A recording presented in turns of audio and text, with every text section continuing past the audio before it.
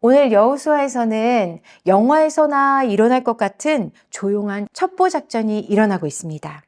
하나님께서 내가 준 땅으로 일어나 가라 하신 그 말씀을 들은 여호수아는 이 소식을 곧장 백성들에게 전하는데요. 여호수아 1장 11절입니다. 진중에 두루 다니며 그 백성에게 명령하여 이르기를 양식을 준비하라. 사흘 안에 너희가 이 요단을 건너 너희의 하나님 여호와께서 너희에게 주사 차지하게 하시는 땅을 차지하기 위하여 들어갈 것임이니라 하라. 이스라엘 백성들이 요단을 건너기까지는 단 3일밖에 남지 않았습니다. 그렇기 때문에 가나안에 갈 그 준비를 속히 하라고 여호수아가 일러주죠. 그런데 이렇게 바쁜 중에 여호수아는 백성들이 알지 못하도록 조용하게 한 가지 일을 더 행하는데요. 바로 정탐꾼을 여리고성에 보내는 일입니다. 여호수아가 하나님의 말씀을 믿지 못해서 이러한 일을 몰래 조용히 꾸미고 있는 걸까요? 만약 여러분에게 하나님의 말씀에 순종하기까지 3일이라는 시간이 주어진다면 무엇을 행하시겠습니까? 이스라엘의 백성의 리더로 세워진 여호수아는 먹을 양식만 준비하는 것이 아니라 모든 백성이 함께 일어나 나아갈 수 있도록 믿음을 준비하기 위해 조용히 움직이고 있습니다. 우리도 이 3일간의 조용하지만 위대한 믿음의 여정을 함께 따라 나아가 하나님이 예비하신 그 은혜와 생명의 소망을 가득 품는 시간이 되기를 축복합니다. 자, 첫 번째, 믿음의 여정을 통하여 시딤, 실패의 자리는 거룩한 출발지로 변화됩니다. 1절 상반절을 함께 읽겠습니다. 눈의 아들 여호수아가 시딤에서 두 사람을 정탐꾼으로 보내며 이르되 가서 그 땅과 여리고를 엿보라 하매. 시딤은 이스라엘 백성들이 머물고 있는 장소입니다.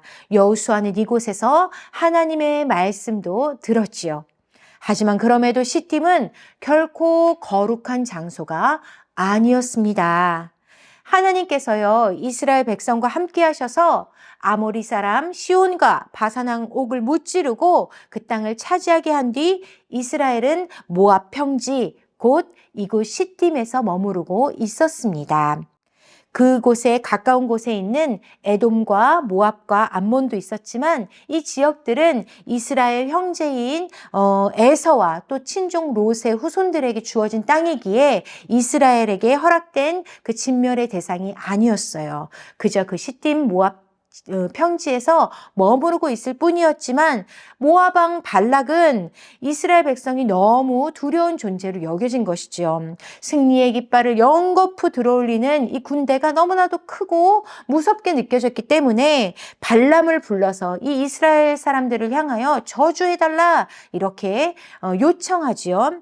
하지만 하나님은 결코 자기 백성들에게 저주를 내뱉지 못하게 하셨습니다. 오히려 축복을 선포하도록 인도하셨는데 이러한 하나님의 마음을 이스라엘 백성들은 잘 알아채지 못하고 있습니다.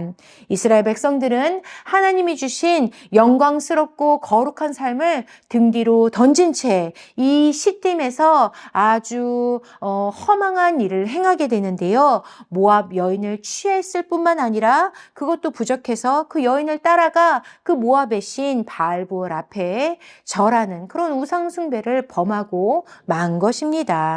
이에 하나님은 진노하셨고 이스라엘 백성 땅에 그 연병을 내리셔서 수많은 사람들이 죽어가고 있고 통곡하고 있는 중에도 이스라엘 백성들이 얼마나 죄에 그렇게 취해 있었는지 이러한 상황 속에서 부끄러움을 깨닫지 못한 채 또 이방 여인을 자기 처소로 데려오고 있었다라는 그러한 모습이 이 민수기 25장에 누락되지 않고 기록되어 있음을 우리는 볼 수가 있습니다. 이렇게 하나님이 주신 그 승리와 보호하심을 가볍게 여기고 어리석게 죄를 행하는 모습이 바로 이 시딤에서 일어났다라는 것입니다. 그리하여 시딤은 실패의 장소였으며 이스라엘은 실패의 백성이었다는 것을 이 시딤은 가득 품고 있는 것이지요. 하지만 하나님께서는 이스라엘 백성을 포기하지 않으셨습니다. 그 시팀에서 죽어간 사람들을 제외하고 다시 그 세대의 사람들에게 인구조사를 행하여서 다시 하나님의 군대를 세우시고 또 모세를 통해 하나님께서 이제 나아갈 그 새로운 땅에서 어떻게 살아갈지 다 일러주시고, 그리고 모세가 죽고 난 뒤에도 여호수아에게 우리가 지난주에 봤던 말씀과 같이 다시 하나님께서 직접 말씀을 선포하여 주시는 것이지요. 이와 같이 하나님의 말씀이 임하고 난 뒤 믿음으로 반응하자 이제 시딤은 더 이상 죄로 물든 실패의 장소가 아니라 하나님의 말씀을 따라 순종으로 걸어가는 거룩한 출발지로 변화되었다라는 것입니다. 존귀한 성도 여러분, 우리의 삶의 자리도 어쩌면 시딤과 닮아 있는지도 모르겠습니다. 하나님이 주신 은혜에 감사하기보다는 또 다른 무언가를 계속 구하며 찾아다니는 모습이 우리에게 있습니다. 또 하나님의 백성답게 살아가기 위해서 하나님의 그 거룩한 말씀을 기억하고 지키기를 애쓰기보다는 이 세상을 바라보면서 흔들거리고 또 휩쓸리는 모습이 우리에게 있다라는 것을 우리는 깨달아야 할 것입니다.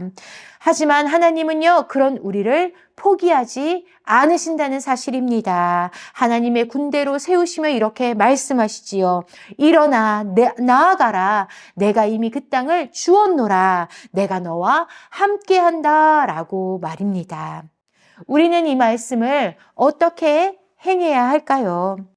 하나님은 실패에 익숙한 우리의 삶을 털고 일어나기 원하십니다. 하나님의 거룩한 군대답게 하나님 말씀에 순종하는 삶으로 새롭게 변화되기를 원하시는 것이지요.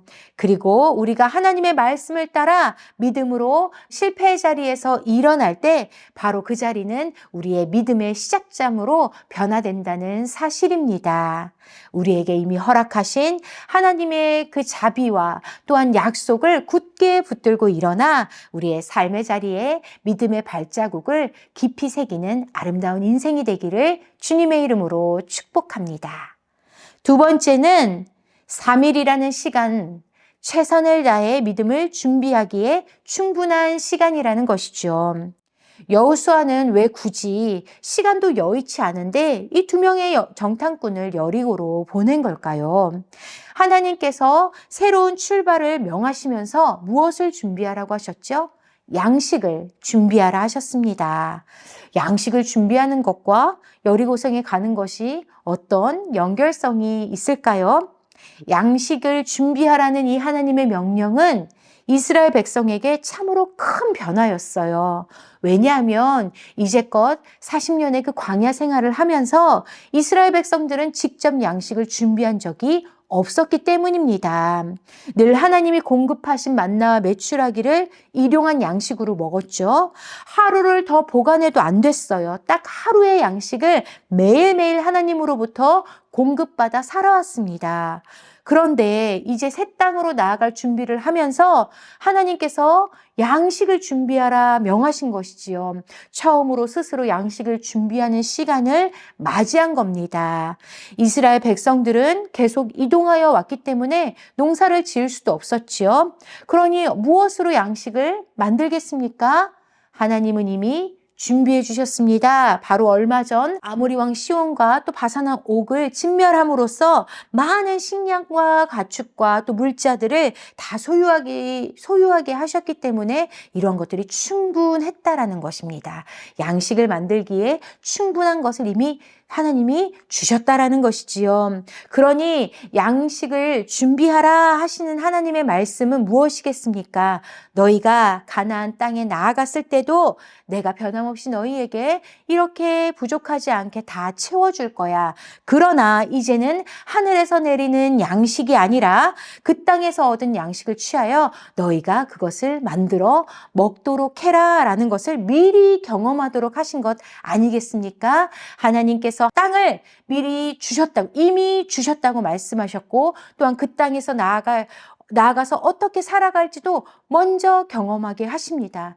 그러니 여호수아는 그런 하나님을 믿었기 때문에 이 3일이라는 긴박한 시간이지만 믿음의 여정을 재빨리 결단했던 것이죠. 가나안 땅을 주신 하나님의 그 말씀을 확인하여서 단 한 사람도 믿음이 없어서 혹은 두려워서 약속의 땅으로 나아가지 못하는 사람이 없도록 이렇게 모두가 순종의 걸음을 내디딜 수 있도록 먼저 그 믿음을 전하기 위하여 2명의 정탐꾼을 보낸 것입니다.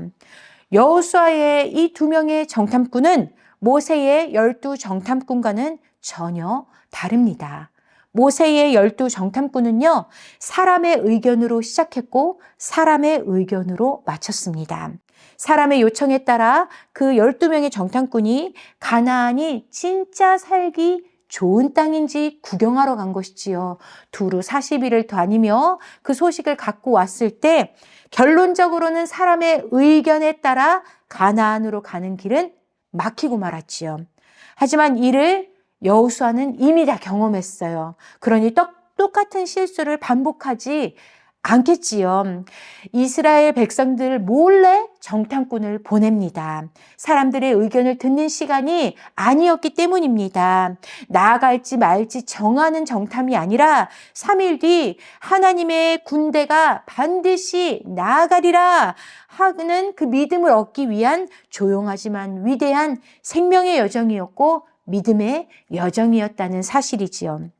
오늘 본문은 이 3일이라는 시간이 우리 삶을 믿음으로 견고하기에 충분한 시간이라고 알려줍니다. 성경에도 3일의 시간 가운데 이러한 믿음과 은혜를 얻은 기록들이 참 많습니다. 아브라함도요, 믿음으로 이삭을 데리고 모리아 산으로 3일 길을 나아갔어요. 그리고 그곳에서 하나님이 예비하신 은혜를 확인할 수 있었고 또 축복을 받게 되었죠. 에스더도 그렇습니다. 3일 동안 그 유다 사람들과 함께 기도하여 믿음으로 왕께 나아가 살아갈 길을 얻게 되었지요. 그리고 또 우리 주 예수 그리스도께서도 3일 만에 다시 살아나셨지요. 그래서 우리에게 생명의 길을 열어주셨습니다.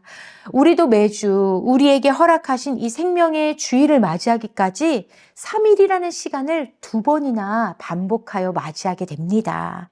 이는 한 주 동안에도 하나님 말씀에 최선을 다하여 믿음으로 반응할 기회가 우리에게 충분하다는 사실을 일러주는 것 아니겠습니까? 그러니 존귀한 성도 여러분, 우리에게 주어진 매일을 보통 날로 여기지 마십시오. 우리의 오늘은 하나님의 약속이 가득한 날이요, 주님 주신 생명과 사랑으로 가득한 존귀한 새날인 것입니다. 그러니 하루하루 짧은 것 같지만 최선을 다하여 믿음으로 반응하며 나아갈 때 우리도 사람들에게 믿음을 전하는 자요, 생명을 전하는 귀한 통로로 사용받게 됨을 믿으시기를 축복합니다. 자, 3번째, 라합과 2 정탐꾼과 같이 하나님을 믿는 자는 생명의 통로로 사용된다는 것입니다. 시딤에서 여리고 성까지는 약 20km 정도입니다. 그리고 반드시 요단강을 건너야 하지요. 특별히 이 시기는 보리를 추수하는 때였습니다. 그때는 헐몬산에 있던 눈이 녹고 또 하나님이 늦은 비를 내려주셔서 이 요단강의 강물이 넘쳐 흘러서 또 그 강도 더 넓어지고 유속이 엄청 빨라지는 시기입니다.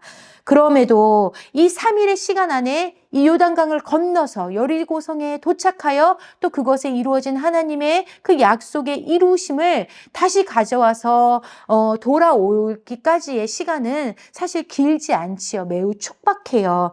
그러니 이것을 행하기 위해서는 이 2 정탐꾼이 준비된 사람이 되어야겠지요. 먼저는 하나님을 향한 믿음이 반드시 준비되어 있어야 할 뿐만 아니며 몸도 민첩하여 이 일을 빠르게 행하고 또한 지혜롭게 행할 수 있는 사람이어야 했을 겁니다. 이 2 사람의 여정은요, 아주 빠른 속도로 진행되는데요.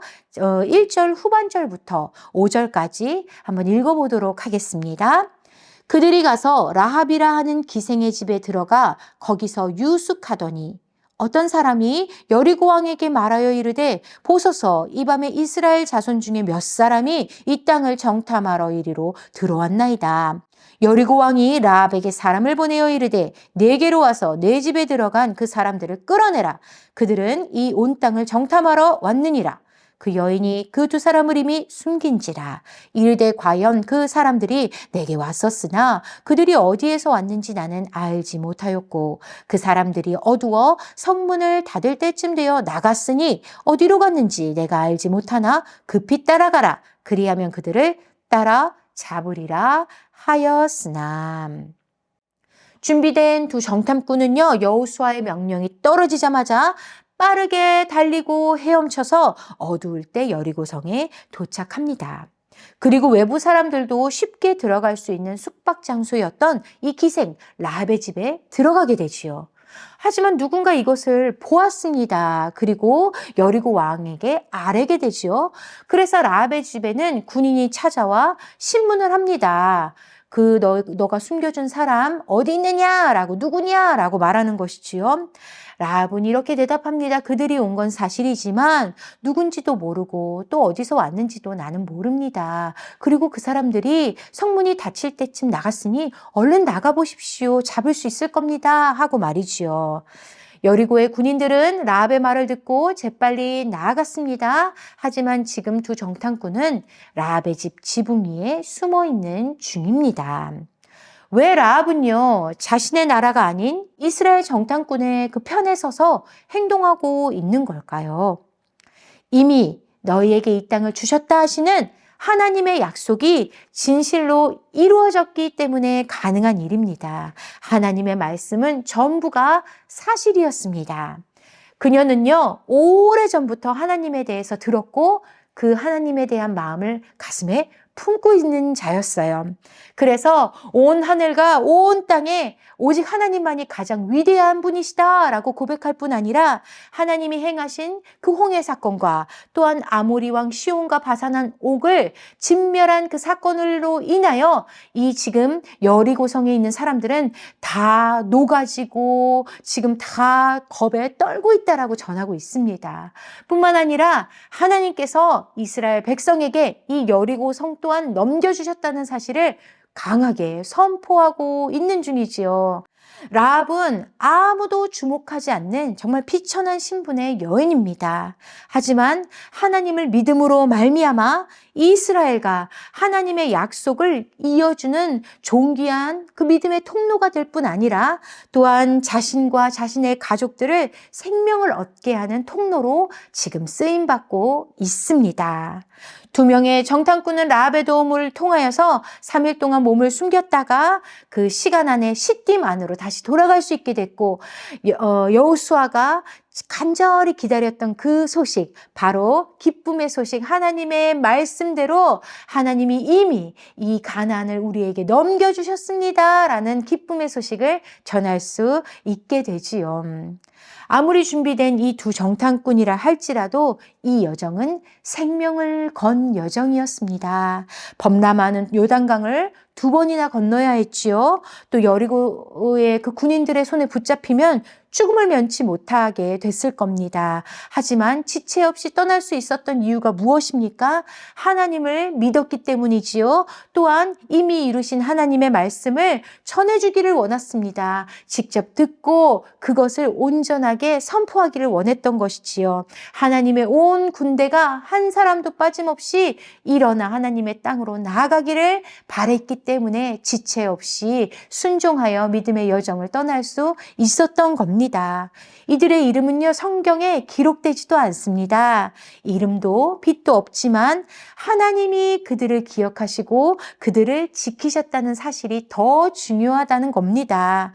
하나님께서 그들의 믿음을 주목하시고 함께 하셨기 때문에 라합의 집으로 인도하시고 또 믿음의 고백도 듣게 하신 것이지요. 여리고 군대의 눈을 피하여 다시 시딤으로 돌아올 수 있도록 이 모든 여정 가운데 하나님이 함께 하셨고 그들을 생명의 통로로 사용하셨습니다. 라합도 마찬가지지요. 거짓이 탄로나면 비천한 여인의 목숨은 동물보다도 더 가볍게 여겨지게 될 것입니다. 그들의 가족들 또한 동일한 변절자로 취급받아서 모두의 생명이 위태롭게 될 것이지요. 하지만 라합은 하나님을 믿음으로 말미암아 믿음의 통로로서 생명을 얻을 뿐만 아니라 이 이방 여인 라합은 또한 예수님의 그 계보에 오르는 놀라운 은혜를 얻게 됩니다. 이처럼 하나님의 시선은요, 자신이 삶이 하나님께 있음을 믿음으로 고백하고 나아가는 이들 가운데 함께 하시며 또한 그들의 삶을 생명으로 인도하신다는 사실을 우리가 이 시간 기약하기를 축복합니다. 그러니 존귀한 성도 여러분, 정탐꾼들이 여리고에서 보낸 3일은요, 숨어 지낸 시간이 아니었습니다. 하나님이 이미 행하신 일을 기쁨으로 확인하는 시간이었고 또한 믿음을 가슴에 새기는 시간이었죠. 우리가 살아가는 이 일주일의 시간도, 이 짧은 시간도 그럴 것입니다. 마치 세상의 위협 속에서 우리가 숨어 있는 것처럼 보이지만 사실 우리는 그곳에서 하나님의 살아계심을 목격하고 전하는 생명의 통로요, 정탐꾼으로 살아가고 있다는 사실을 믿으시기 바랍니다. 그러니 이번 한 주도 우리의 실패의 자리에서 일어나 믿음으로 하나님께 뛰어가는 자가 되기를 원합니다. 조용하지만 위대한 그 믿음의 여정을 시작할 때 예비된 놀라운 하나님의 은혜를 우리가 맛보아 알게 되고 우리의 모든 삶이 주님의 은혜로 가득 채워질 줄 믿습니다. 아멘.